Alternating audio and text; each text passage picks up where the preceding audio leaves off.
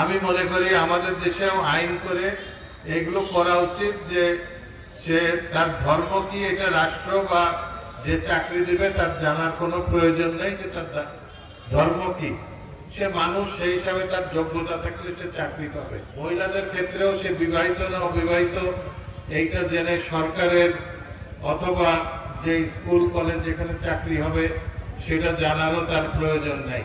আপনারা তো আগে আমাদেরকে ভোট দিচ্ছেন, আমাকে ভোট দিচ্ছেন, এখানে নিশ্চয়ই অনেকে ভোট দিচ্ছেন।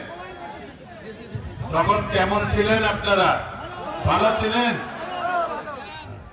আলহামদুলিল্লাহ ভালো ছিলেন। নিশ্চয়ই কোনো চাকরি দেওয়ার জন্য কোনো টাকা দেওয়া লাগে নাই। আমাকে কোনো টাকা দেওয়া লাগছে চাকরির জন্য? মন্দিরে টাকার জন্য, কোনো গম দেওয়ার জন্য টাকা দেওয়া লাগছে? তো ইনশাআল্লাহ আগামীতেও যদি আপনারা আমাকে ভোট দেন, আপনারা এইভাবে থাকবেন, শান্তিতে থাকবেন। আমরা সবসময় মানুষকে মূল্যায়ন করার চেষ্টা করি মানুষ হিসাবে। আমাদের চাকরি বাকরির ক্ষেত্রে আমরা কখনোই কিন্তু যে মুসলমান না হিন্দু এটা আমরা দেখি না, তার যোগ্যতা দেখি কিনা। আমি বিশেষ করে মনে করি যে আমার যদি যোগ্যতা থাকতো, পৃথিবীর অনেক দেশে এই যখন যে বায়োডাটা দেয় সেখানে কোনো ধর্ম থাকে না, ধর্ম লেখার জায়গা থাকে না, এবং মেয়েদের ক্ষেত্রে বিবাহিত না অবিবাহিত এইটাও থাকে না। আমি মনে করি আমাদের দেশেও আইন করে এগুলো করা উচিত যে সে তার ধর্ম কি এটা রাষ্ট্র বা যে চাকরি দিবে তার জানার কোনো প্রয়োজন নেই যে তার ধর্ম কি, সে মানুষ, সেই হিসাবে তার যোগ্যতা থাকলে সে চাকরি পাবে।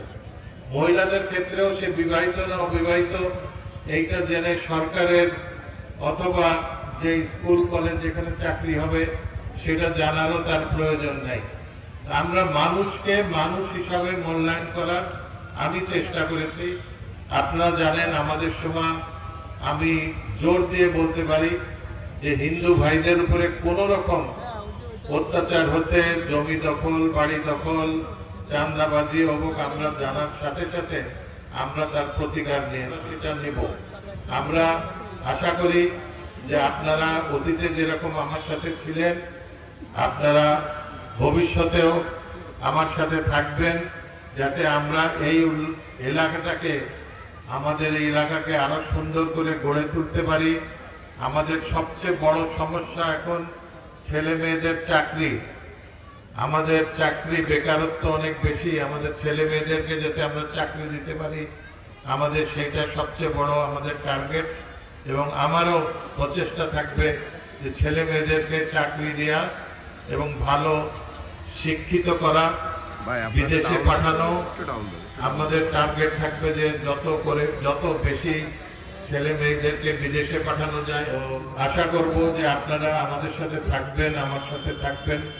আমি কথা দিতে পারি যে আপনারা অতীতে যেভাবে ছিলেন, ভালো ছিলেন, ইনশাআল্লাহ ওর থেকে ভালো থাকবেন। যেহেতু আমাদেরও অভিজ্ঞতা হয়েছে, আমাদেরও আগে হয়তো কিছু ভুল ত্রুটি থাকতে পারে, সেগুলো থেকে আমরা শিক্ষা নিয়ে আগামীতে আপনাদেরকে আরো ভালো রাখার চেষ্টা করব।